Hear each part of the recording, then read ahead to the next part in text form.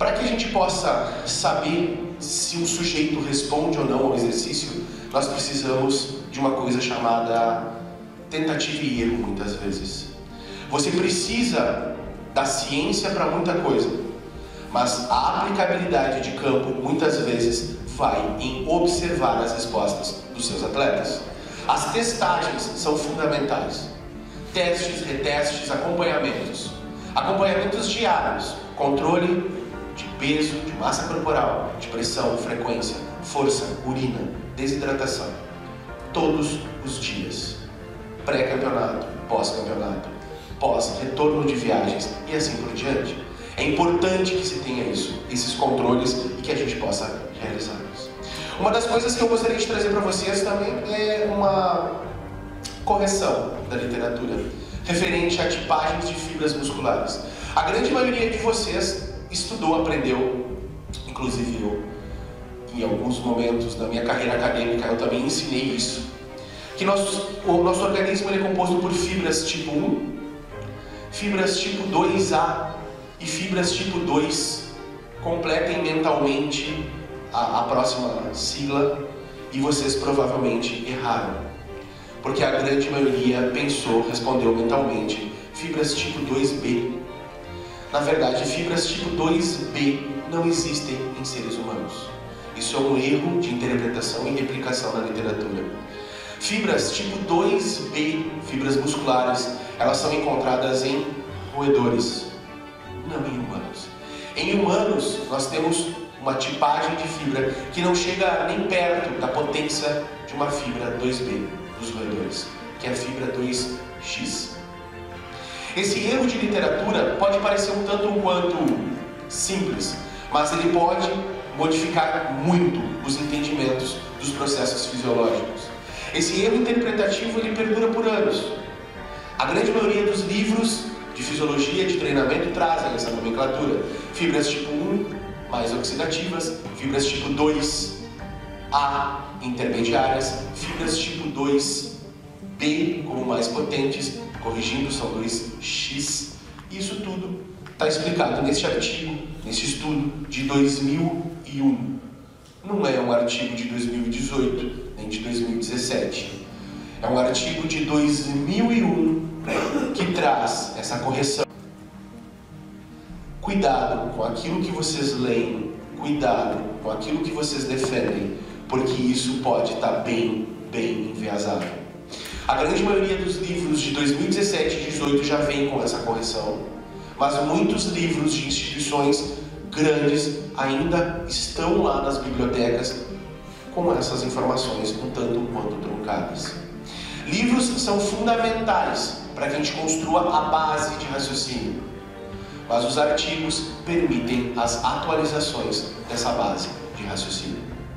Então eu acredito fortemente que possamos construir a base de raciocínio com livros, possamos construir a base de trabalho com livros bons. Por favor, existem muitas coisas mal escritas aí pela literatura, e possamos fazer as atualizações necessárias frente a artigos científicos.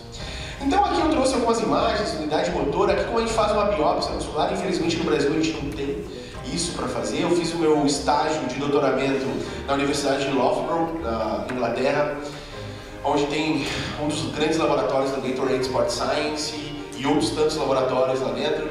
E uma coisa que me chamava muita atenção é as salas, corredores, assim, e as biópsias aconteciam atrás de uma porta simples, e tudo era muito mais fácil, com muitos equipamentos, muitas coisas. A sala de avaliação física era uma sala deste tamanho, dividida em 3 por paredes que eram removíveis, e dentro nós tínhamos uma pista de 50 metros para testes. Laboratórios, equipamentos, uma realidade bem diferente da nossa aqui no Brasil, bem diferente. Aqui uma imagem mostrando a biópsia sendo feita no gastrocnêmio, então a retirada de um pedacinho de fibra muscular para fazer a análise de tipagem. Então aqui a gente tem as fibras com mais característica oxidativa, que nós chamamos de endurance, as fibras mais glicolíticas, que nós chamamos as fibras de produção de força, e aí nós temos aqui um problema interpretativo, fibras brancas, fibras vermelhas. Elas não são brancas, elas não são vermelhas na vida real. Elas são vermelhas e brancas por tratamento bioquímico, para poderem ser analisadas. Então essa é uma nomenclatura também que não deve ser utilizada. Fibras vermelhas e brancas, elas não são adequadas do ponto de vista de informação acadêmica. Nós temos fibras oxidativas, fibras mistas, fibras glicolíticas. Nós temos fibras tipo 1, 2A e 2X. Por favor, não falem mais sobre 2B, a não ser que vocês treinem roedores. Dentro desse contexto, a gente tem várias características e vou apresentar para vocês um vídeo que eu tenho. Não vou apresentar o vídeo, obviamente, mas eu vou convidar que vocês enxerguem esse vídeo no YouTube, no canal do YouTube, que é a Liga da Justiça e as Fibras Musculares.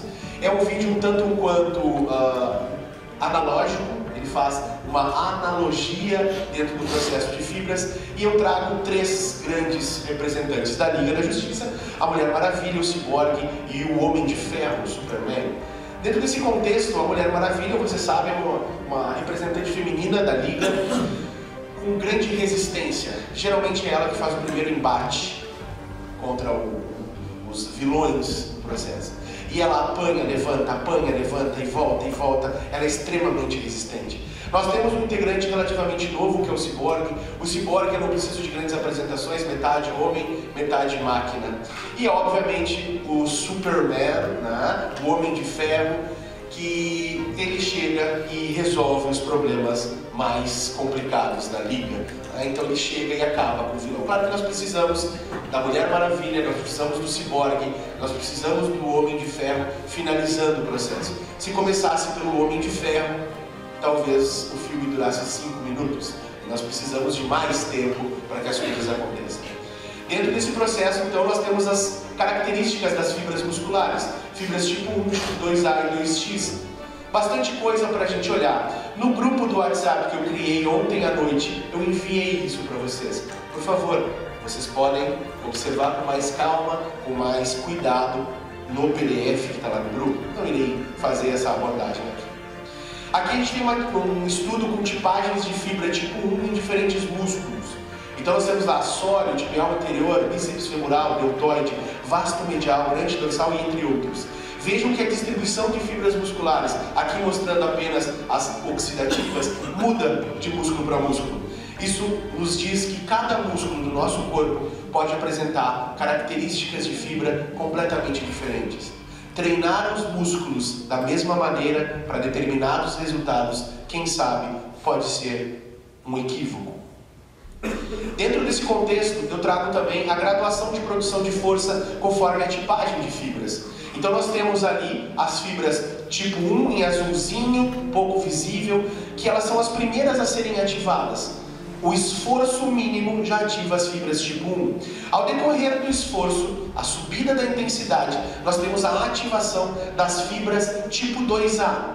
Conforme a intensidade de treinamento sobe, a exigência muscular sobe, nós temos a participação, então, das fibras tipo 2X.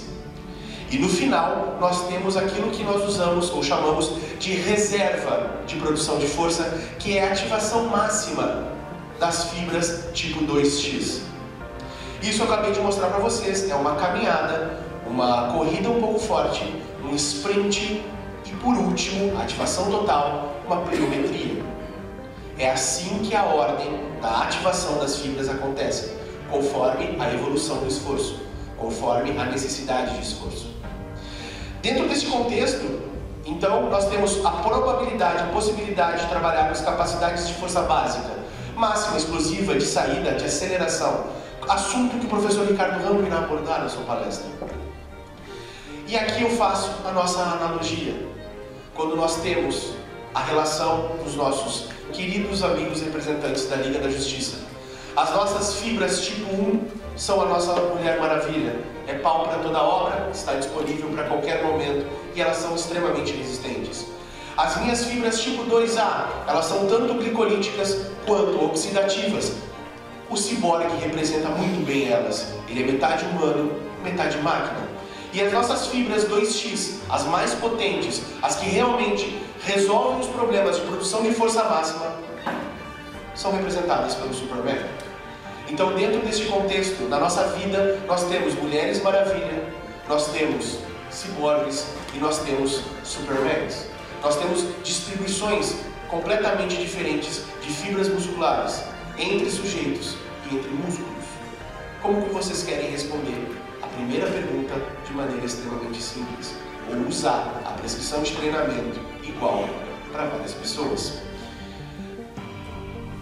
Eu vou encerrar a minha participação aqui, como falei para vocês, para dar mais tempo para outros palestrantes. Talvez uma das coisas que mais nós precisamos entender, e que talvez coisas que você sabe muito melhor mesmo do que muitos outros treinadores, é treinar, realizar o exercício físico de forma geral. Isso é extremamente importante para a carreira de vocês. Treinar pessoas é fundamental para a saúde e desempenho, para a sociabilização e outros fatores tão importantes. Mas não esqueçam que além de treinar os seus músculos, vocês precisam treinar os seus cérebros. Se mantenham atentos, se mantenham ativos, se mantenham produtivos. Estar aqui, uma manhã de sábado, de um inverno rigoroso, para escutar um bando de maluco que trabalha feito muito mais malucos ainda, é sem dúvida nenhuma um grande esforço. Aproveitem cada segundo, aproveitem a oportunidade de, nos intervalos, conversar com as pessoas, conversar com os professores, tentar entender um pouco mais aquilo que vocês fazem no dia a dia. Essa palestra ela continuaria com outras informações, outras perguntas, outros processos e explicações, outras colocações um tanto quanto as pessoas gostam de me chamar de polêmico. Se a verdade e a capacidade de raciocínio é polêmica, pois bem, assim como o blogueiro, youtuber, também assumo a responsabilidade de polêmico. Dentro desse contexto, nós temos várias outras coisas que poderiam ser trabalhadas. Exemplos de prescrição, teste, informações, dados, que poderiam e que podem melhorar bastante a relação de prescrição de vocês. Tudo. Eu gostaria de encerrar com uma das coisas talvez mais polêmicas da área do treinamento, que é este gráfico. Muitos treinadores, muitos livros entendem que o volume de treinamento ele cai assim proporcional à intensidade como sobe. Isso talvez seja um dos maiores erros do treinamento de todos os tempos. Essa é a interpretação.